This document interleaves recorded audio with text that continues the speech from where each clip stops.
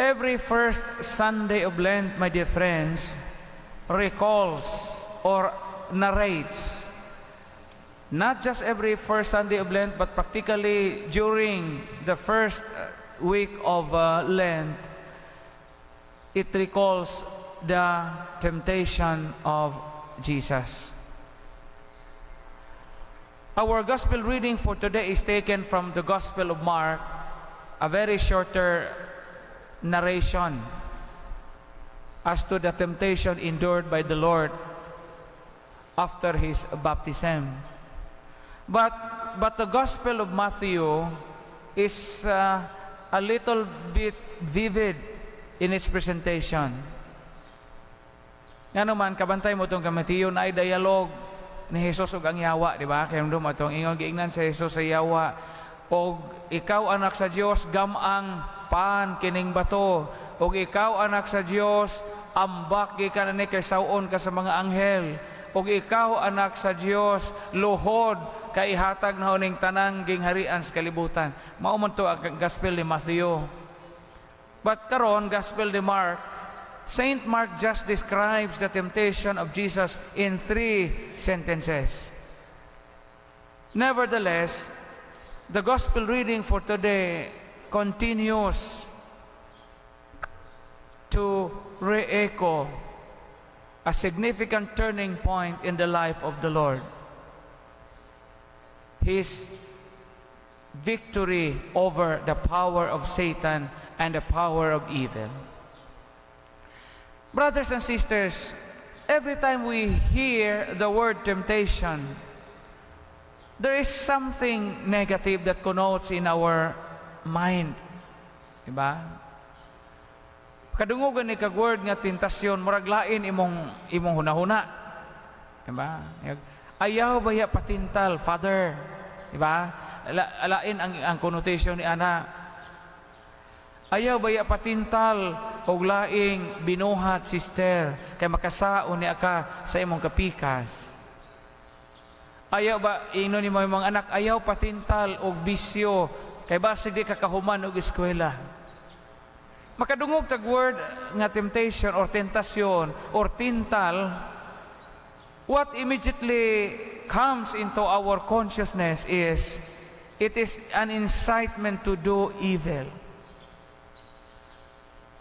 Pero mobalik ta, unsam na yun ng tentasyon?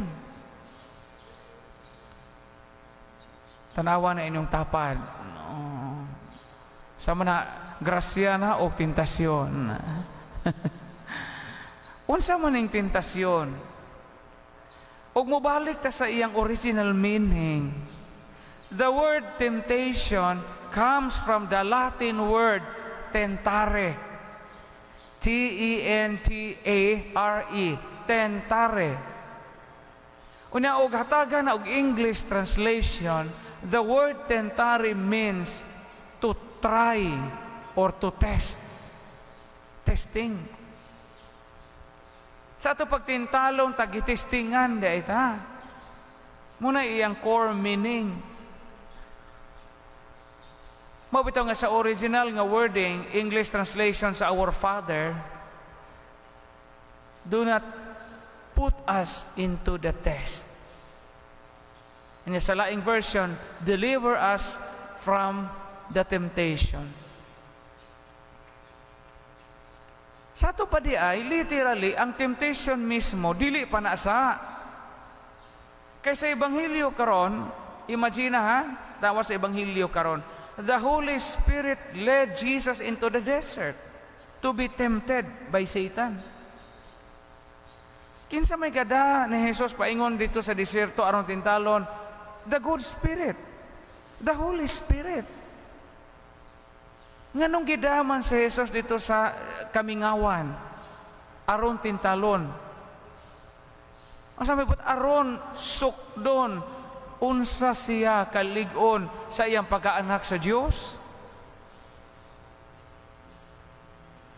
Yan ang tentasyon di ay, dili pa ni dautan mismo. But temptation can either be a source of grace or a source of sin. Temptation can be an occasion of grace or an occasion of sin. If you emerge victorious in your temptation, then it will strengthen you. But if you fall sa temptation, it will break you and destroy you. Muna tentasyon. Dili dautan pa ning tentasyon. Ang resulta, ang makadaot kung mapildi ka sa imo mga tentasyon sa kinabuhi. Kay mudaog ka maligoon makagsamot.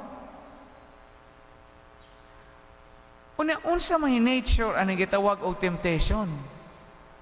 Ngano man gyud nga gidaman gyud si Jesus dito sa desert to be tempted by Satan.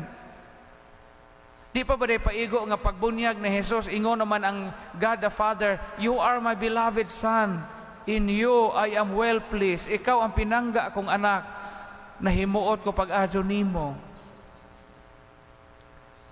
Unsa man da ining tentasyon, unsa may hulagway sa temptation sa atong kinabuhi. Ug unsa may mga sources of temptation di sa atong kinabuhi that we have to emerge victorious like Jesus. Ang tentasyon moabot nato sa lain-laing paagi. Una kasagaran ko bantay mo sa atong experience. Kung asa gani ka weak at tupod mo sud ang tentasyon. Adto na mo sud og asa ka huyang. Ug asa imong weak point sa imong kinabuhi mo na isudlan og temptation. Pananglitan. Og hingwarta ka kaayo. Kana bitaw na murag magagilok sa ka manguhag kwarta nga di imo. So makakubot gani ka kwarta sa kapunungan, kwarta sa inyong organization, kunya kaybaw kang murag naadyo koy tendency mangaw kaw pagbantay.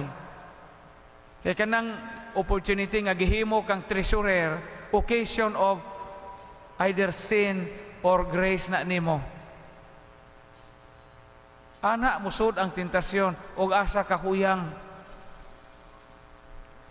Mo nga usahay sa tong kinabuhi, let us not provide our brothers and sisters with occasions of sin ug asa silang dapita huyang.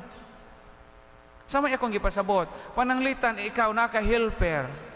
Nakahibaw ka nga imong helper gakalisod-lisod o pangwarta kay maura na iyang gisaligan iyang sweldo nimo gikan nimo daghan siya estudyante na pa iyang bana nga way trabaho kanunay nang inahanglan siya kwarta. So kay kanunay sa nang inahanglan og kwarta, ikaw pong daghan ka kwarta, ikaw isang amo, at so ipatara nimo kwarta atong divider. At so ipatara nimong alahas nga bulawan diha sa imong drawer.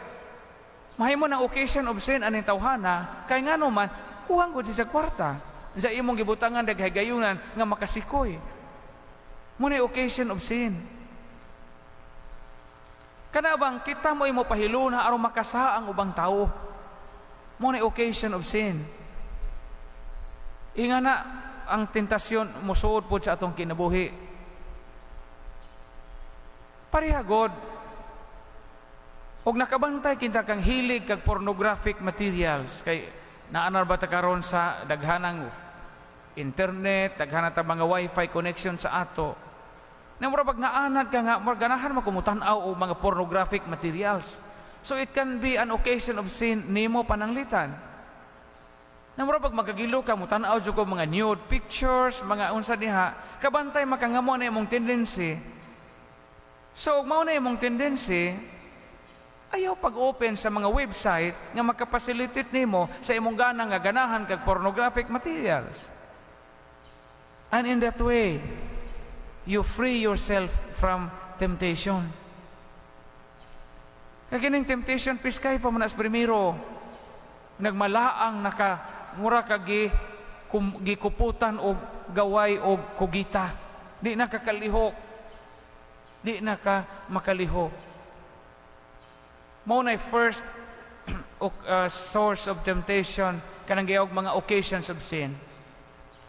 Second, nga diin og di ta magbantay makatintal nato kini atong senses. Diba gitudloan mata sa science we have 5 senses. Sense of seeing, hearing, touching, sa pamayuban smelling, o kanang mubati ta. Usahay kung di ta magbantay sa atong sensual desires, kung sa maning sensual desires, kana mga desires of the senses, including ang kaning atong appetite, kana atong mga gana, atong mga kaibog, atong passions. Mahimo ning temptation nato. Usahay ang mga tentasyon sa kinabuhi, usay maguba ang tao pinaagi sa pleasures of the senses. Kini atong mata, kundi nato tarugon atong mata, bisag kinsay atong tan-awon, makaguba ni sa atong hunahuna. Nagmagmaot imong hunahuna, makasaha na pud ka. Ako bitaw, pila na ko katuig pagapari sa upay COVID, daghan mong moimbitar na huog magpakasal. Bawo ngano, pero daghan mukuha ng Father, ikaw kasal nako namo. Nasa una sa kasagaran ang mga destination weddings na uso mo to sa upay COVID, ato mas panglaw kasagaran og dawis. Ganahan man ang mga magpakasal niya. Kana bang day nakakasal ko taga Mandaluyong man siguro to og babae, unat Norwegian ang laki, no, taga Norway, una dito sa panglaw kasla. Nya, hibaw na takaroon ng mga modernong style. Pagkuan ho, pagkasal, sos, motif din nila, green, light green. Unya, pagpaso na, pastilan. Ag katong murag ipangsuot sa mga bridesmaids ba, katong gamay ragyod nga panapton, gibutang aning dughan, gibalikto sa likod. Unya, klaro, ag dapit din diya klaro, ag dapit sa pusod, ag pusod mo rin tanawag, tubo-tubo, ganit tanawon, ay, sus, ginoon eh. To pagpaso na dyan, sige kog hangad-hangad kay aron dili lagi makaana atong mata, no, aron dili ma-polluted atong mata.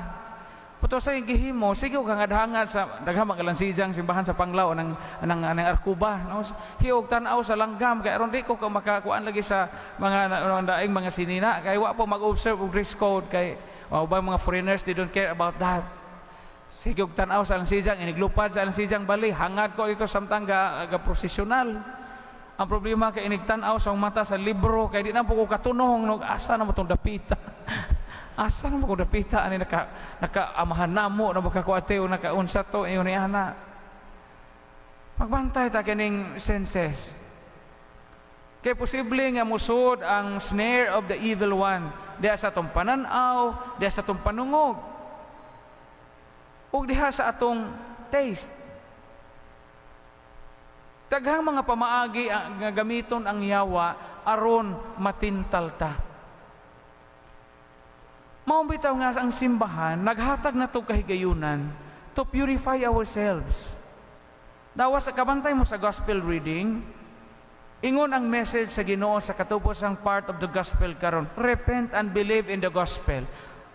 Kadisama ni mahinumduman nato pag Ash Wednesday, di ba? The message of Jesus in today's gospel reading, repent and believe in the gospel.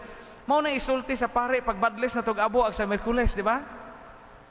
Gibadlisan matag abo kamong nanimba, sa may isulti sa pare, repent and believe in the gospel. Diha nakuha ang ebanghelyo karon. Gitagaan ta sa simbahan o mga opportunities to emerge victorious over and against sa mga temptations sa atong kinabuhi, and one of this is fasting. Jesus himself fasted for 40 days. Kita giingnan rata nga magpuasa panahon og Miyerkules sa Badlis og Biyernes Santo, duha ra ganin nagkaadlaw, reklamo na ta. Mag-abli na dito tagdilata kadita kagwanta, ablig beef loaf, ablig spam, kay bawo tagting puasa. Abstinensya. Fasting and abstinence are means for us nga gihatag sa simbahan aron malig-on ta spiritually. Nakitang nasa mga postmodern period karon, di man ta ka-appreciate og fasting, ano man sa may uso karon, diet. Mag-diet aron maslim, mag-diet aron mogamay ang siko, mag-diet aron mogamay ang bagtak, mag-diet aron mogamay ang hawak. Lahi man ang diet, lahi po tong fasting. Lahi na silag tuyo. Kayo sa'y magdahita, we are after on the figure, the physical and bodily figure. But when you observe fasting, we are curtailing the desires of our senses, the desires of our appetite, in order for us to absorb the spiritual realization that kining kaon og inom og material things nga akong gipangita, di man din makahatag na kog ultimate fulfillment in life. So, to summarize the whole things, my dear friends, ang Ebanghelyo karon nagpahinumdom nato pagpamalandong. Primero, it's good to reflect. Unsa may mga occasion of sin sa inyong kinabuhi, diin murag dali mo matintal. Asa ba mo dapat matintal?